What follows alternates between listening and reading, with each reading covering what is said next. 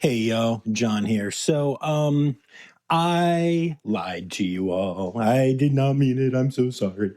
No, but I recently mentioned that I was going to do this week's Zoo News and then do the holiday special on Tuesday and then take the rest of the year off, but post some best of type content. And that was my intention. However, the holiday special this year has been, let's say, trickier to produce. There have been some aspects to it that have just taken a lot longer than I expected. And on top of that, this week has been my week to celebrate Christmas with Miles, and I'm seeing my parents and Zoe and all of that stuff. It's been a really great week. I really needed this. But at the end of the day, it just has become a thing where I could do Zoo News tonight and be up really, really late and stressed and unhappy. Or I can just start my replays one episode early and hope that you all love me and understand. And I think you all love me and understand. And for a lot of you who listen, unless you went back and listened, you will not have heard any of these episodes because they're all older episodes. But yeah, I spent a couple hours recording people today and working on stuff. And yeah, I just need this. So I will be back on Tuesday with our holiday special, and we'll have a couple more of these best of episodes before we get into the new year in January with some actual new content, and I'm very excited to share all of that with you. But until then, we're going to do some of these best of episodes. And so I wanted to start off by sharing one of the episodes that would turn out to be one of the most impactful moments of my entire time in Rossifari, not just in the last 5.5 years, but I can honestly say that if I do this for the rest of my life, this episode will still stand out as one of the most important moments. And that is because it is the first episode that Dani Larson, then Dani Poirier, appeared on. It is her origin story. And so I'm going to share that episode with y'all now. And if you listened back then, I guarantee listening again, you're going to hear some stuff that you forgot about and also kind of laugh at how much of a baby podcaster I was. And if you haven't heard it, I know you've heard Dani a bunch of times since then, and now you'll get to hear, like I said, her origin story. So with all of that said, here is my very first interview with Dani Larson.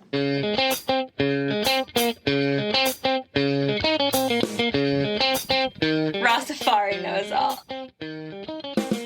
Hello, I'm John Rossi. I'm a touring drummer with a love for all things animal. When I'm on the road, I spend as much time as possible visiting zoos, aquariums, rescues, and rehab facilities. Now, I want to share those places with you. I'll be talking to keepers, vets, conservationists, volunteers, anyone who is as passionate about animals as I am. Join me on my Rossifari.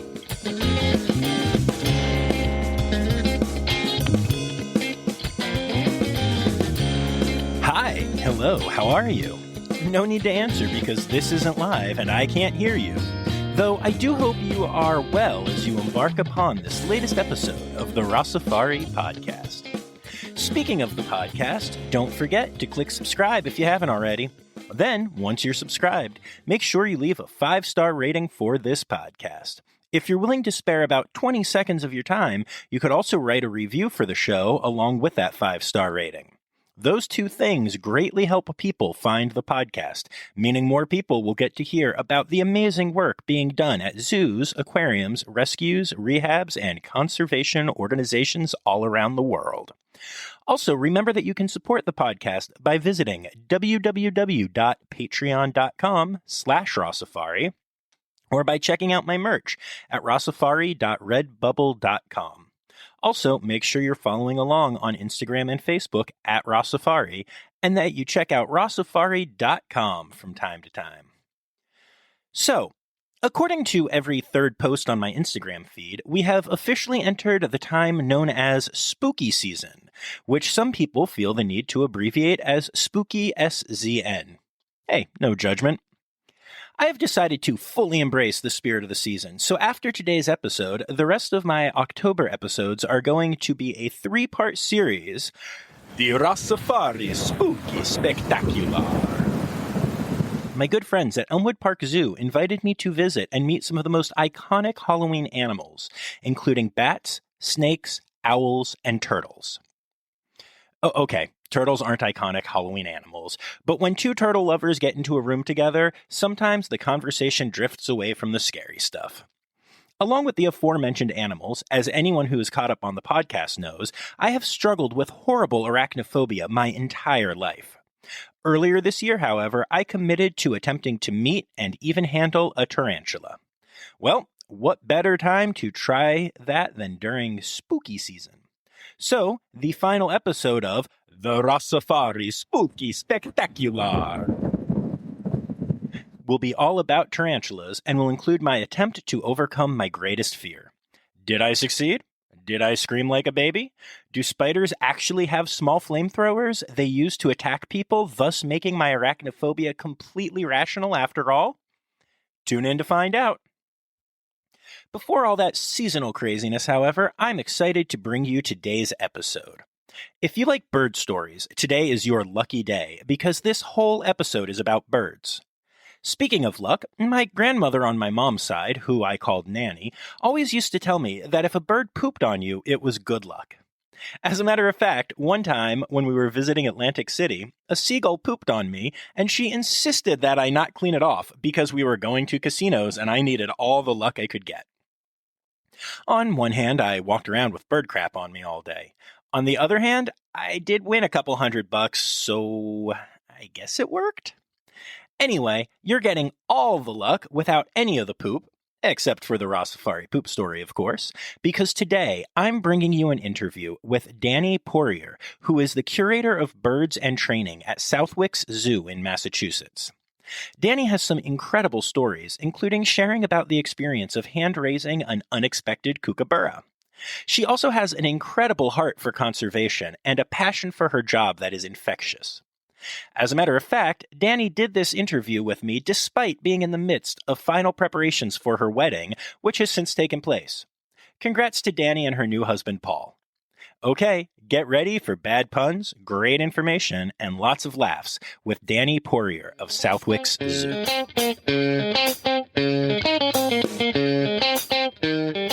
All right, Dani, tell me, who are you, where do you work, and what do you do there? So thank you for having me. First of all, I'm so excited to be talking to you tonight. My name is Dani Poirier. I work at Southwick's Zoo. It's a privately owned facility in southeastern Massachusetts in the little town of Mendon. It has been a privately owned facility since 1965, owned by the Brewer family. My official title is Curator of Birds in Training, but a lot of people kind of informally know me as the head bird trainer or the head ambassador bird keeper as well. My list of tasks throughout the day is really extensive. I do a lot at the zoo, so everything from basic husbandry and, health checks with all of our birds, all the way up to doing shows. We do have quite a few different shows that we offer at our facility, so I kind of get every single little aspect of zookeeping in one. I get to be the leader of the team. I get to take care of the birds. I get to do the shows. I get to do informal education and formal education. I, implement training projects with our birds. I oversee staff. I actually also run the zoo's parakeet aviary. So we have an aviary with about 160 parakeets, 4 cockatiels. It's a really interactive experience for visitors to come in, feed the birds, learn about them. So I oversee and manage that as well. So I have, quite an extensive, wide variety of things in my day and things that I do, and it's very fulfilling. That's really amazing. That's so cool. So, I'm curious, before we get to the birds, what's it like being in a leadership role while also being on the ground as a keeper and doing kind of both sides of that? Yeah, it's actually really not easy. It's really difficult. I do enjoy being a leader. I don't always enjoy some of the more difficult parts. I don't really like necessarily being a boss and, making those decisions in the moment, just because I have felt a lot of pressure and a lot of weight on my shoulders. Of course, it's all worth it in the end. And, as a leader, I've made mistakes. I've tried to encourage my staff to, also make mistakes and use them as learning opportunities. And it can be really, really challenging to kind of wear both hats, So it's definitely very fulfilling, very difficult at the same time, but I do definitely enjoy it. But yeah, overall, lots of work, lots of pressure, and it's definitely not always easy. Yeah, no doubt. I am the music director as well as an actor and drummer in my show, and it sometimes leads to a little bit of conflict internally. Even for myself, there are times that I have a thought as a music director and a thought as a drummer that contradict each other, and I have to make sure that my boss, which is me, is controlling what I'm doing. And it can be tricky. So I get that. That's interesting. Yeah, it's really hard. It's difficult. It's really difficult going back and forth, like you said, getting stuck in your head. You always have that thought in the back of your mind, am I making the right decision? And especially in a position where a lot of times you're making decisions for animals. So you're always wondering if it's enough, if what you're doing is enough. And you want to make sure that you feel and look confident in front of your team. But at the same time, I think there's a really nice aspect to vulnerability and making sure that your team understands that you do have a lot of weight on your shoulders and you are going to make mistakes. And I think it's important for them to see that. So it's hard, but it's very worth it. No, I agree. I definitely think one of the biggest ways that I've learned to grow as a leader over years is learning to say I'm wrong and learning to say I'm sorry. Yeah. And that was really like baby leader John was just like, no, I was right. And now I have no problem looking at somebody and being like, I screwed that one up. That one's on me, guys. Sorry. My bad. Absolutely. And it forms better bonds. I think that's a good thing. All right. Enough about this human crap. Let's talk about some birds. Yes. So tell me, just kind of as an overview, I realize that that birds is a very big kind of catch-all term for a large variety of species. But what is a bird? Oh my God, you're really putting me on the spot here. Yeah. So, typically a bird is, an animal that has feathers. A lot of times they lay eggs. They are warm-blooded, but typically being characterized by their ability to form and have some type of feather element, to their bodies. So a lot of people make the mistake and say like, oh, birds fly. And obviously we know that's not the case for all bird species. We have to think about our ratites, our ostriches, and our emus and cassowaries and things like that. So not all birds fly. It's not really something we can say. But another thing we do like to talk about is how they are descendants of dinosaurs. We kind of joke all the time about how we work with dinosaurs every day, and that makes the job sound a lot more interesting than if we just say we work with birds. So, their evolutionary history is really just fascinating. There's, like you said, there's just such a variety. It's impossible to know them all. People come at me with questions about certain species all the time, and half the time I'll be like, what did you just say? What? There's just so many birds. There's, 10,000 different species. It's impossible to know them all, but they're fascinating. I love the ones that I work with. I feel very privileged to work with them. They're a challenge, especially from a training perspective and a behavioral perspective, but yeah, birds are they're really cool. I do have a lot to say, but I won't bore you. That's fair. Although this is a podcast where, the goal is to have you say a lot. So I promise I won't be bored. But okay. I guess what I'm curious about the most when it comes to birds is what you just mentioned, which is training. We'll get to some of your individuals and we'll talk about some species along the way here. But how do you train a bird? And do you ever do any free flight type stuff? I know you said you do shows. Talk to me about that process. Yeah, cool. I love this topic. So, I think I've mentioned before, I do work with a lot of parrots. So I work with 15 different recognized species of parrots. There are a couple hybrids thrown in there, which can't be recognized as a species because they're hybrids. They're given common names. So if you're considering hybrids, I work with about 18 different parrots. I can't say species. 18 different types of parrots, I should say. But in terms of training, it can definitely be very challenging from a behavioral perspective because we're talking about, for the most part, an animal in terms, at least with the birds that I work with, an animal that could fly away or leave you very easily. That's what they're adapted for, to either run away really quickly or to fly.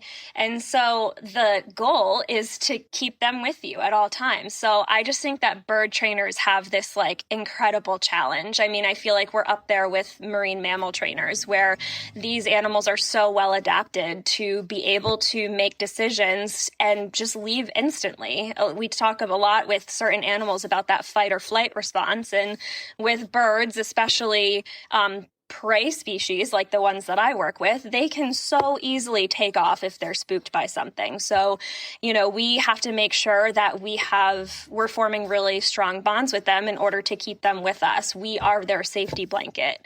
And so what we do is we use positive reinforcement training, and we can dive, deep into operant conditioning and the different types of, or the different methods and things like that. But the one that we really do focus on a lot in my department is positive reinforcement. And so, this is a topic where we're saying we're going to give an animal something for doing something that we like. So anytime they do something we like, we give them something that they like in return. And this helps us form those strong relationships with them. And then, going back to what I said before, being their safety blanket, they're going to want to be with us because they know that we not only have the good treats, but we have a really well-established relationship with them. It's not always just about the food and what they're getting to stay near us. And then, we can definitely go into detail about, all the different types of behaviors that we train. But basically, in terms of the where we start is just with that relationship building and making sure that they're comfortable, having a good idea of their behavioral history and their body language. All of that goes into those, first steps of training any animal, really, but particularly the birds that I work with. That's really cool. I love that. Yeah. So, and you stop giving me a look like, was that good enough? I promise. You're good. You're good. Relax. So tell me about some of the more specific behaviors that you train. Whether you want to go through all different birds or whether you just want to pick, I know that you said you work with pied crows, and I know that they're brilliant. So maybe just tell me something about that. Yeah, sure. I'll definitely talk a whole lot about my buddy Russell Crowe, the one and only. So Russell, I adore this bird. He's an African pied crow. I've been in his life almost from the very beginning. We got him when he was about, I want to say, 6 weeks old. We did get him from a breeder. Our department, I can go later and maybe into a little history about how our department kind of formed, but there was kind of this push to have this free flight bird show in our future. We had a lot of parrots for a really long time. And we were like, we want to transition into something maybe a little bit more broader, use a lot of different species of birds, not just focus on citizens. And so we acquired this crow. He was a crow, but he was our guinea pig, quote unquote, for how we were going to make this transition. And I've heard people say, years after I started training him, that training a a corvid is really not for a novice trainer. It's a bird that an advanced trainer really takes on. And I was 100% a beginner novice trainer when I started working with this bird.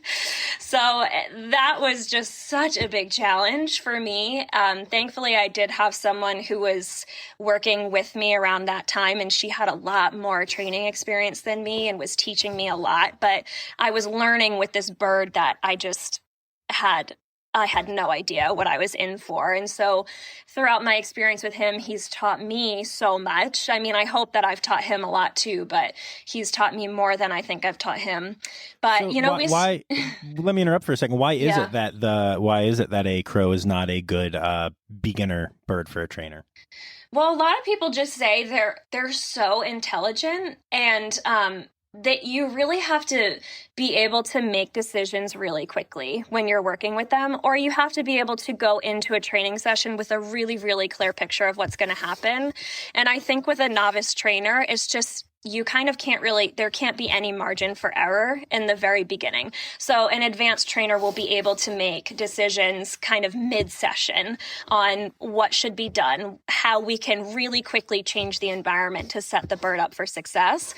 And a lot of times a beginner trainer just won't have those skills quite yet. I mean, it's certainly something that they can work up to, but it's nothing. You don't have the right tools in your toolbox, essentially. And I certainly didn't when I first started with Russell. So I made so many mistakes in the very beginning, and I'm very grateful for the fact that I made those mistakes early on, and I've certainly learned from them. But I always say that Russell is the bird that turned me into a good trainer. I wouldn't say I'm, the best trainer, but he's definitely given me those skills. He's taught me how to think fast, how to go into a training session with a plan.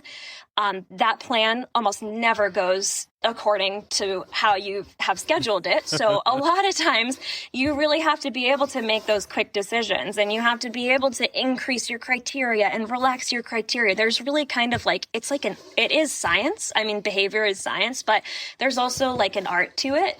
And you have to be able to understand it and practice it. And doing that with a corvid in the very beginning is just such a challenge. And when I heard that, I was actually at a conference where I heard that from this leader in our industry, Steve Martin. He said, corvids are not for novice trainers. And I was like, that's why I struggled with Russell so much in the beginning there.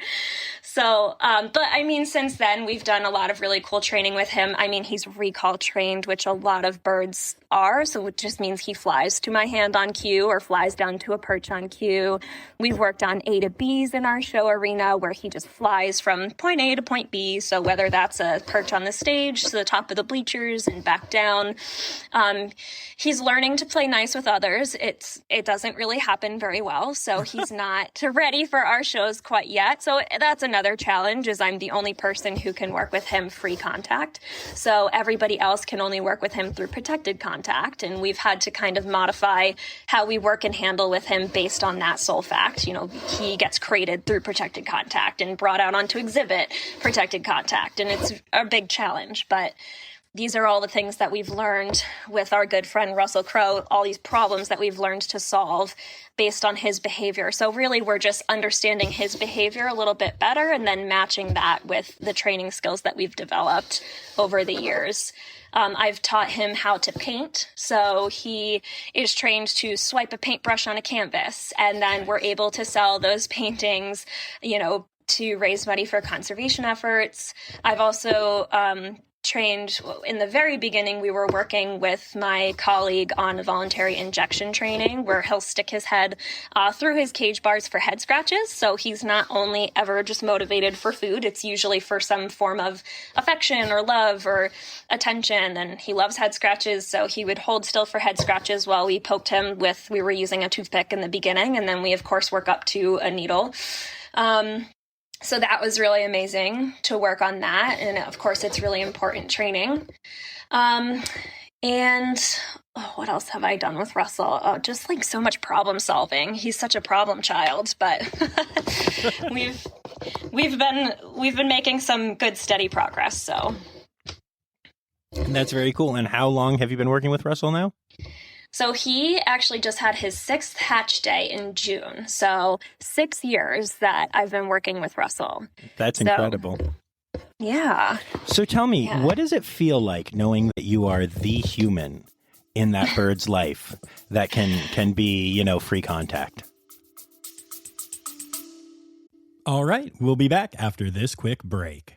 Please join me for the Nature Disturbed podcast, a podcast about the good, the offensive, and the confusing parts of the animal kingdom, from the sewers of Florida searching for alligators.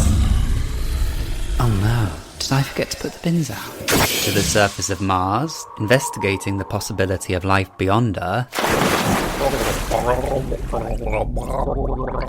Sorry, I had some bubbles lodged in my throat. I said, to the bottom of the Mariana Trench, all while interviewing scientists about their research along the way. Do you like comedy, whimsical storytelling, and learning about the natural world? If not, then you'll hate the Nature Disturbed podcast. Oh my God, it's crazy. It is really weird. I kind of go back to what I was saying before, where sometimes I wonder if I'm making the right decisions and the best decisions for these animals. And I think all the time about what our birds think when we leave at the end of the day. Like, where do they think that we go? And, we're their people. And for a lot of our parrots, they have multiple different people that they, take care of them and that love them, and everybody loves Russell. But yeah, like you said, I'm the only one that can work with him free contact. And I feel like, that's a big weight on my shoulders because I understand the needs of a corvid. They're a highly intelligent, highly social species.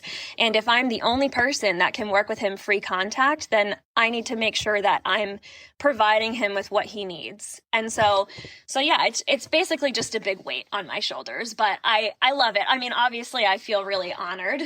There we go. I was waiting for the positive part of this too. I was thinking you would say, oh, I love it so much. It's so sweet. And yeah, weight on the shoulders is fair though. And that's real. And I think that, one of the things that's important for people to realize is that, you love your animals, but also it's hard sometimes. And it's kind of like being a parent or whatever. So I get it. Yeah, no, that makes sense. Absolutely. That's very cool.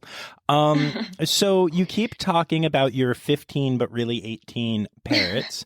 And and I believe the word you used was citizen. Is that correct? Am I saying that correctly? Yes. Oh, look at me being all smart and sciencey. Wow, Does that just mean parrot? Yes, yeah. So that it's just kind of the family name. Okay, cool. It's just how the you cool kids make it sound better. Citizen. Yes. I like that. All right, Citizen. cool. Starts with a P too. Oh, okay. Nice. Yeah, even fancier. So tell me about your citizens. Are they good citizens? Oh, bad citizen. Oh, joke. wow. That was apologize. a really good one. No, I loved it. I'm going to use that one later. Nice. Yeah, no, so the parrots are really interesting, and I will talk a little bit about our parrot shows. We've been doing shows for a long time, and they do feature mostly our parrots. The shows that I was talking about that will hopefully, show off Russell are kind of plans for the future as we develop a show that's maybe a little bit more focused on some carnivorous species that we have, which I can also talk about in a bit. But our parrots are they're very actually similar to Russell in the sense where they out in the wild have really complex social structures, and a lot of individuals, or a lot of the species, not all, are monogamous out in the wild. So they do form really tight, strong bonds with other, birds, other individuals.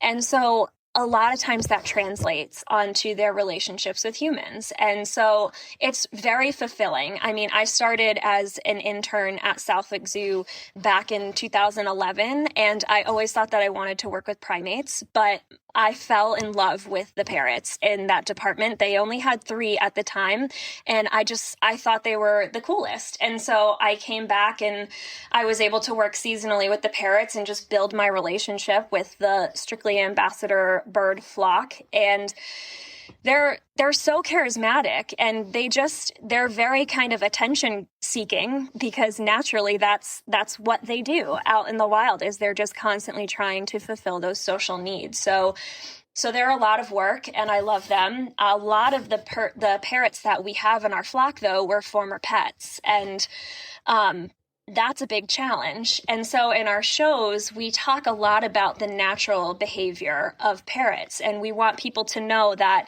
these birds are not supposed to, naturally be sitting inside cages in someone's house, talking and singing and doing all these funny things or bouncing. There's a reason why parrots do that. And we want to really send that message. We want to make sure people understand that if they do choose to have one as a pet, you really have to have a very specific type of lifestyle. They're like a 2-year-old forever. They live for such a long time, and they're so smart, and they require so much more than the average household can provide. So we really try to send that message in our shows. But what I'm really proud about what we've done is we've taken so many former pets. For the longest time at the zoo, we were getting so many inquiries. I have this male eclectus parrot. I have this blue-crowned conure. I have these sun conures that I need to get rid of. And for a while, we were taking them in because we had the space. At this point, we don't have any space. But what we've done is we've been able to take these former pets and turn them into ambassadors for their species. And so we oftentimes have to start from scratch, because I'm not saying the birds come damaged, but they come with some really weird learned behaviors. Some like to sit up on shoulders where they can be really uncomfortably close to our face. Some try to bite hands when hands are presented because people didn't quite respect their body language and, taught them to bite their hand. And so we have to retrain them from the very beginning. And I've been able to do that with all of our parrots. And that has also, given me so much as a trainer and taught me so much. But we started from scratch with a lot of these birds, and we kind of see what they have to offer over time. We train some really fun behaviors with them. And our shows, we talk about, we have a bird climbing a rope to show off how agile they are and show off their zygodactyl feet. Hey everybody, it's time for Interrupting John. I just wanted to duck in here quick and explain what zygodactyl feet are. Zygodactyl feet are when birds have 2 toes facing forward and 2 facing backwards. This helps with perching birds to stay on their perch and also grasp the branch as they move around on it. Interestingly, it's the first and fourth toe that is facing backwards and the second and third digit that are facing forward. All right, back to the interview. We have a military macaw that recycles a plastic water bottle to talk about how we can keep the planet clean. We have a blue-crowned conure and a blue and gold macaw who collect dollar bill donations that then go, straight out of visitors' hands into a donation bin. And then that money actually goes right towards blue-throated macaw conservation. And so we really have used these former pets to send this really important message about these wild animals. And then we're also able to, literally financially support some really important parrot conservation projects. So I love that we've been able to do that. I love parrots, and it's a lot of fun. That's awesome. What kind of parrot conservation orgs do you support? So we support a parrot conservation program called Civil Association Harmonia, and we support their blue-throated macaw project. So this organization is located right in eastern Bolivia, and what they've done is they've created 2 nature reserves, and inside those nature reserves, they actually place artificial nest boxes out in the trees to facilitate blue-throated macaw conservation. Blue-throated macaws are critically endangered. There's only between 300 and 350 individuals remaining in the wild. And so through this program, you're able to purchase nest boxes that they place out in the wild, and they monitor them and send you all the data and send you updated, pictures on how the chicks are developing, if there are chicks in your nest box. And so we've been supporting them since, I want to say, 2014. And we've purchased over 30 nest boxes at this point. And we've had multiple baby macaws fledge from nest boxes that we've sponsored. And this is all through, these donations that we get in our shows with our ambassador birds who actually collect the money on their own. So it really just kind of all comes full circle. And it's an incredible process. Just this year, 2020, we had 3 baby macaws fledge from a nest box in the Laney Rickman Reserve in Bolivia. So that's been really rewarding, and we love supporting them. Very, very cool. That's really awesome. So then let's move on for a moment from your citizens. I'm still so proud that I know that word now, to your carnivorous birds. Yes. Yeah. So one bird that's really worth talking about and mentioning are our red-legged Seriemas. Have you ever heard of them before? I have not. Okay, so I actually hadn't heard of them either before I started working with them at the zoo. I feel like a lot of ambassador keepers do work with them nowadays because they do make a great education animal in, animal shows. But they are another carnivorous bird in South America. They're actually a descendant from the largest apex predator in South America during the Cenozoic era, so that's pretty cool. They only have one other family member. It's called the black-legged Sariema, so they're really not related to anything else. They're just kind of their own unique breed. And this is, like I said, a carnivorous bird. They have a unique way of killing their prey, so they usually will slam it up against a stone or a rock to kill it and stun it and then swallow it, which is really, really attractive. And so our male red-legged Sariema, his name is Pongo. He's trained to do this behavior with a rubber snake because out in the wild, they'll kill all sorts of smaller prey, including some reptiles and snakes, and they're known to kill venomous coral snakes as well, which is really cool. But he's trained to do this, and so he's just the coolest bird. I mean, he was really we didn't have him since he was a chick. He was just really well socialized when he was younger before he came to us. And so he's just so curious. He'll walk around on his exhibit and just kind of do his thing. And people will just look at him and be like, I've never seen that before. And if we're up there cleaning, we'll tell people all about him. And they just have so many questions because he just walks around with this big, kind of zest for life and curiosity. We kind of joke that he's a dog trapped in a bird's body. He's just the coolest thing. And so, last year I decided, we don't even need a show with all of these carnivorous birds. We can just have a 20-minute Pongo show and it'll just be the coolest thing ever. So we brought Pongo down to the show arena and I just kind of let him walk around and do his thing and explore the show arena while I talked about him and interacted with the public and let them ask questions. And it was honestly one of the coolest shows I've ever done at the zoo. It was so much fun. I would just give Pongo the snake. He would grab it and slam it up against something to show it off. People thought it was so cool. He can he holds his own, that one. I'm honestly a little jealous. He's so cool. Yeah, so we have him, and then I also take care of Eurasian eagle owls. They're actually sort of exhibit-only birds. We don't do any presentations with them. I have not really done too much handling with owls in general, a little bit here and there from people that I know that have them, but I have heard that they're just really difficult. They're very challenging birds, especially if they're not hand reared. So we don't do presentations with our owls, but it certainly is cool to still, talk about them, kind of do informal presentations in front of their exhibit and stuff like that. And we also have a laughing kookaburra. And she's probably one of my favorites. I actually don't even know that she's a she. We kind of just say that. They're not super easily sexually dimorphic. You can't super tell them apart, males from females. So, I actually hand raised her a couple years ago, 3 years ago now at this point. And that's kind of a long story, but she was a surprise challenge that was kind of just bestowed upon me, and I just had to figure out how to raise a young kookaburra. You know what question's coming. How do you get an unexpected kookaburra? Come on now. Yeah. Okay. I'll tell the full story. So, so our Kookaburras actually had a clutch of 3 in 2017.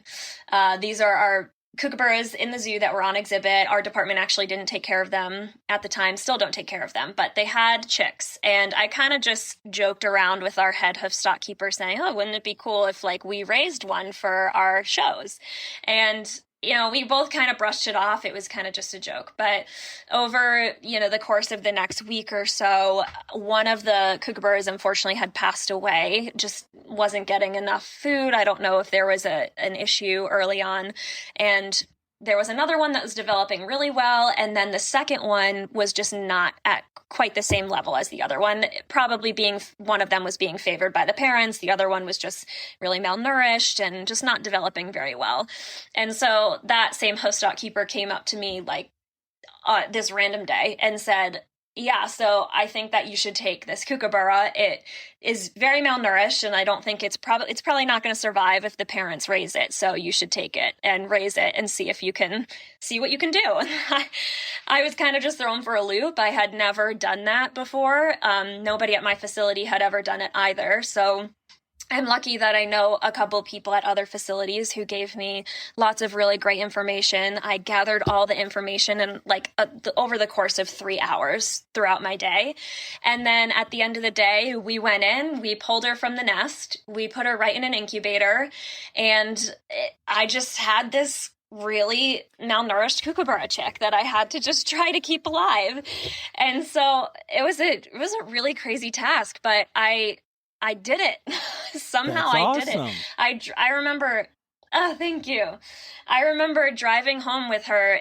I took her home with me just so I could monitor her overnight, driving home with her in an incubator, and this massive hailstorm hits Mendon, and I'm driving down the street, can't see 2 inches in front of me. I have this really vulnerable bird, this little chick in my back seat in an incubator. I'm just dying to get home to plug it in and make sure she's okay. And it was just a disaster. It was a crazy day.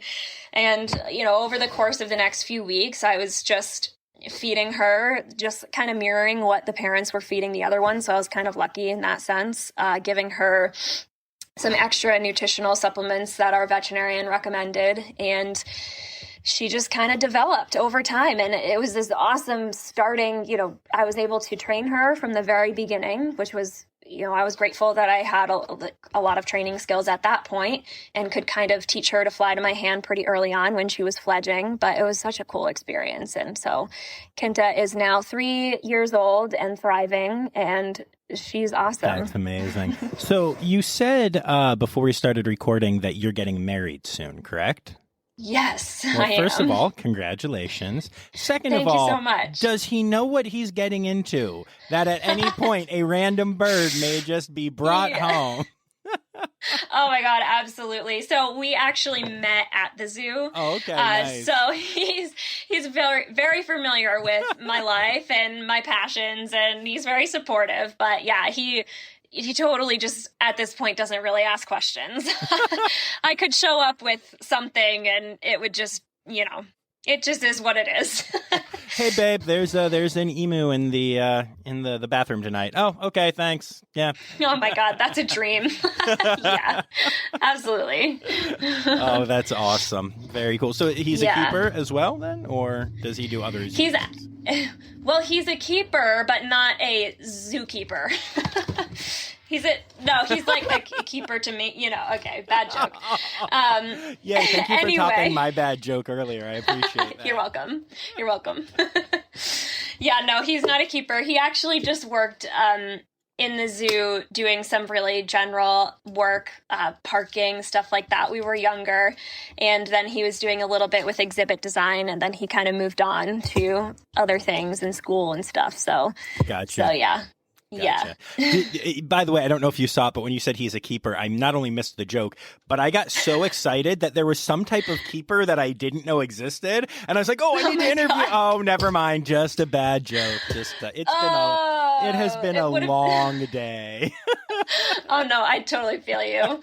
Oh, my God. Oh, man. So, along with these smaller birds that you're taking care of, you guys have some large birds as well, right? Some emus, I believe, right? Yeah. A little bit of poking around. Tell me about your emus. Yeah, so we actually have 6 this year, and we usually get them from another facility, and they're pretty young, and we help to raise them, and then we send them back.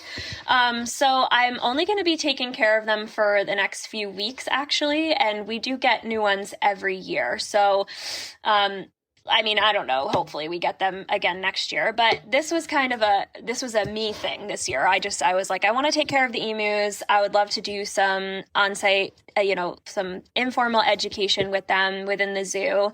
It would be great to just do little pop-up keeper talks in their exhibits and things like that. And so I was also like, I really just want to train an emu too. I think that would be great to add to my list, So we started training them from the very beginning. I mean, they're pretty small and they're out in a big open habitat. So in the beginning, we were just training them to go inside of a house at night where they can stay, far away from any potential predators. If anything's wandering around the zoo, we didn't want them to be exposed or vulnerable. So we were training them to just go inside their house, and that was pretty easy in the beginning. They're pretty food motivated for their pellets, so it was kind of just a matter of placing the food inside at night. They would follow it right in, and over time they started to just kind of follow us around. Emus are just big goofballs. I mean, they're the funniest things.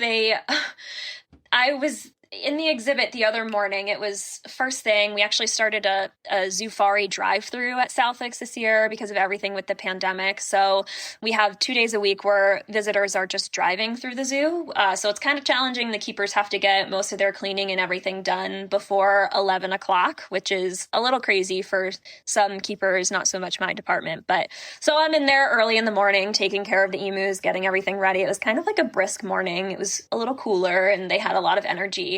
And I just went to go change their waters. And before I could make my way in, I noticed that they just started doing laps and they just started running back and forth and back. And I mean, it's a pretty big space. So they're just running like back and forth, sometimes in circles around trees. And it was crazy. They had so much energy. They're just big goofballs. I mean, I don't really know how else to explain them. Working with crows and parrots and then working with an emu, they're not quite as smart. I mean, they're intelligent, but they're just not quite at the level of a corvid or a citizen.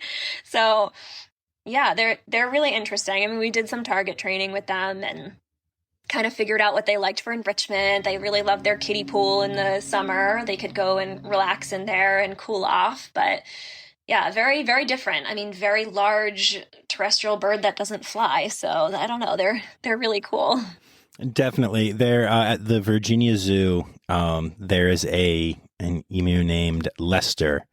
And Lester likes to follow me around when I'm there, and he's just kind of I totally get it. He's a big old goofball and just kind of seems a little off, but in an adorable way. No, I could see that. That makes sense. So how do your emus feel about peacocks? Oh my God. How did you know? Rossifari knows all. Either that or I looked at their Instagram. One or the other. Okay, yeah. So yeah, we have some roaming peacocks in the zoo. I feel like that's kind of common. You see a lot of zoos that have those roaming peacocks, and we have, I want to say, like 3 or 4 of them. And there's this one that he just sticks around. And of course, it's probably just because he likes their diet and they're free roaming. So they're just going to go wherever they have access to, where they can get the best food. And it makes sense. We give them, the emus actually are on a specific ratite diet, but they also get some game feed, some, different type of pellets. And I just think the peacock likes it. And so he hangs out in there and steals some of their food. And to be honest, he's like not really that nice. And people always are like, oh, look at it. That's so funny. A peacock who just wants to be an emu. But it's like, no, I think he's pretty much just saying like, this is my food. We actually had to start giving them multiple food bowls because the peacock wasn't sharing the emu's food. So we were like, listen, buddy, back off. Like, we want you to eat too, but the emus need to eat this food. So yeah, we split up their food into multiple, dishes so that nobody was getting beat up. But they don't really like him that much, but he sticks around. And so I don't know. They're not really bothered by much though. So he just does his thing. Every now and then I had to, whisk him away a little bit to leave them alone. But yeah, he's a funny little peacock. He does his thing. He doesn't care. That's hilarious. Are there any other carnivorous birds that you wanted to mention? That I wanted to mention. I feel like I've mentioned at least all the ones that I work with. I mean, cool. I'd love to one day work with a vulture, but that's not really anything I work with right now. Gotcha. Green bird. Nice. Yeah, vultures are really cool. Yes, they are. Yes. So, I know that your zoo has a nonprofit called Earth. So tell me a little bit about that. Yes, I would love to. So Earth is a nonprofit that was founded by one of the family members, actually. So it's 5 different siblings that run the zoo plus their mom. So one of the siblings, Betsy Brewer, started Earth. It's a nonprofit organization, and their main goal is to promote education, conservation, and research. And we do that through Southwick Zoo. So she started Earth in 1999, and she basically started like this little education hub within the zoo, but she also started a zoo mobile program. And this is kind of the nonprofit education center that actually goes out and does outreach at schools and libraries and things like that. A lot of zoological facilities do that as well. Ours just happens to be through a nonprofit founded by Betsy. So Earth has kind of bled into Southwick's as well. So, the bird department is not necessarily a part of Earth, but we are kind of partnered with Earth through our education programs, our shows, and the conservation projects that we support. So Earth also sponsors so many different conservation projects as well. So through Earth, for example, at our zoo, you can participate in a rhino encounter, and you can go and have, an experience with our 2 female adult white rhinos, Thelma and Louise, and you can learn all about rhino conservation and, the poaching problem that we have, particularly in South Africa. You learn a lot about it. You get to meet them. You get to stand, close to them where you can actually even touch them through these big concrete barriers. They're like big dogs. They're amazing. They're so cool. And Betsy's really, really passionate, particularly about rhino conservation. And it's really cool to be a part of that. And it's really cool to work for people like that who are, who have similar passions and want to spread that message about conservation.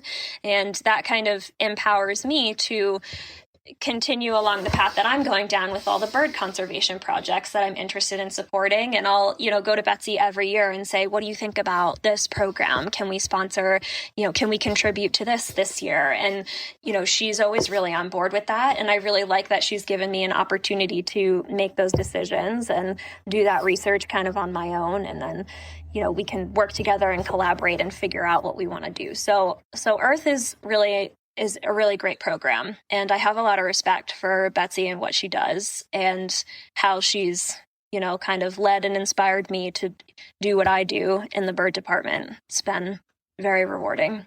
Very cool. And is there a website where people can go and check out Earth if they want to? Yes. So if people are interested in Earth, they can actually go to Earth, EARTH LTD, which obviously is for earthlimited.org. So all types of information on there. You can look a little more in depth into some of the conservation projects that we sponsor and some of the educational program that we're doing. And we're doing a lot of different programming this year, lots of virtual stuff because of everything that's going on with the pandemic has kind of limited our opportunity to do some educational outreach in classrooms and things like that we're normally used to. So we have a lot of different cool opportunities out there for, educators. Nice. Very cool. So sticking with the conservation theme for a second, is there anywhere else? I'm just going to throw open the floor. Any other organizations or anything that you want to mention, either that you're a part of or just that you support or like? Oh, I mean, that's a really good question. I mean, another one that I do really enjoy, because we do have a great green macaw at Southwick, and we did for a little while support some great green macaw conservation through Earth. But there's this great conservation program called the Macaw Recovery Network, and they do a lot of work with great green macaws and scarlet macaws. And so that's a great program to look into and support. And they do a lot of artificial nest box type stuff, similar to what Association Harmonia does. That's a really great parrot conservation organization. We also, through Southwick's, have been partnered with a program called the American Kestrel Partnership, and they were a program that's put on by the Peregrine Fund. And basically, they just kind of encourage people to participate in what they call citizen science, where people are, or they're using kind of your everyday average Joes who are setting up nest boxes in fields, areas where there are prime kestrel habitat, to help understand the declining populations of American kestrels in North America, because basically these populations are declining and nobody really knows why. So they're trying to compile a lot of data to figure out why we're seeing these decreasing trends in populations. And so I got, Betsy's support to sponsor this project through Earth a couple years ago. And we have 2 nest boxes set up at Daniel's farm in Blackstone, Massachusetts, which is only about 10 minutes from Southwick Zoo. And so for a while we were monitoring the nest boxes. Unfortunately, we didn't have any kestrels using our boxes, but for the American Kestrel Partnership, they always say that a 0 is a valid number. Essentially, it does still give them data. We're not seeing kestrels in these areas. That's good for them to know. Right. So it's still cool, even if you're not actually, if you don't have chicks in your nest boxes, it's still cool to feel like you're a part of something, and really anybody can do it. So if people are really interested in conservation and just doing something kind of just for fun, and they want to feel like they're a part of conservation, looking into the American Kestrel Partnership is a really great route. It's usually one that I like to direct people towards. Mm-hmm. Very cool. Thank you. And now it is time for the Rossifari poop story. So, Rossifari poop story. Oh, yes, it is time. You knew it was coming. So go ahead and hit me with at least one. If you've got more, I'll take them. Okay. Well, I feel like I could probably mention 2. So, I was talking about Kinta. Well, first of all, I mean, I made a joke earlier. I work with birds, so there's poop everywhere all the time. And I feel like it's kind of just second nature at this point. It comes with the job. And they always say that, like, oh, if you get pooped on by a bird, it's good luck. And while that might be true, I feel like it's kind of just what people say to make themselves feel better in the moment. And that's fine. We're going to go with that. So there was this one time that I was driving to the zoo with Kinta, the very small Kookaburra chick, in my car. I would just kind of have her in the passenger seat. I'd drive super slow and she'd just be in a little, container. And so what's really interesting about a lot of bird species is that they're actually not going to poop in the nest because they don't want to soil the nest. Lots of disgusting bacteria can grow if that happens. And so it's amazing. I never saw it in action, but I was able to see it a lot with Kinta.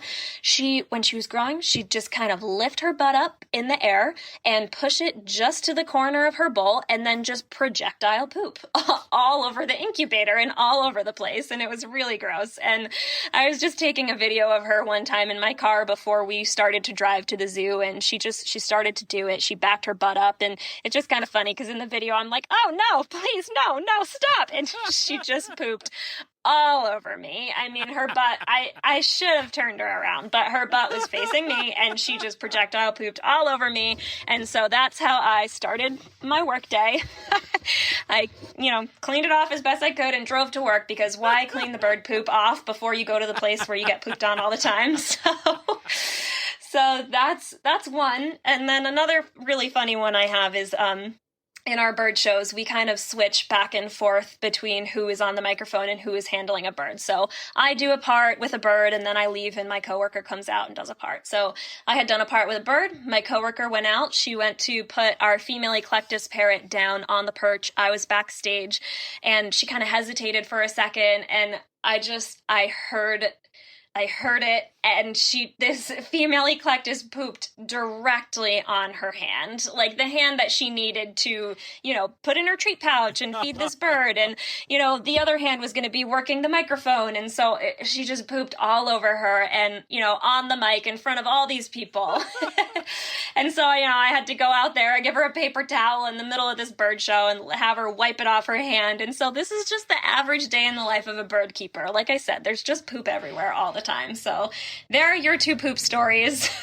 Amazing. Well, thank you for taking the time to do this. I really appreciate it. Absolutely. I loved being here. Thank you so much. And I do want to say, I think what you do with this podcast and with your Instagram is so awesome. I just had some time to think about it. And as I was kind of listening, it's so great having a champion for zoos and zookeepers. And, I feel really appreciated. And I feel like a lot of other people feel appreciated. And it's one thing for people to be champions of zoos if they work at a zoo, but it's another thing to have somebody who is maybe really into zoos advocating for zoos as well. And I think it kind of sends an even stronger message. Of course, I can be biased, but, having kind of an I don't mean to call you an outsider, but somebody who's not actually working in the fields, just in love with it and loves animals and just wants to share the message. I think that's awesome. So thank you so much. Well, thank you for saying that. That really, really means a lot to me. Thank you. I appreciate it. You're welcome.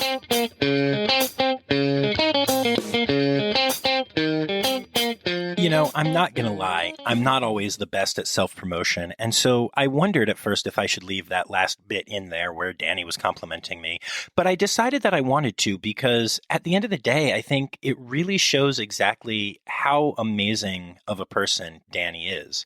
It was so sweet of her to take the time to lift me up at the end of that interview. So I'm just so grateful for her.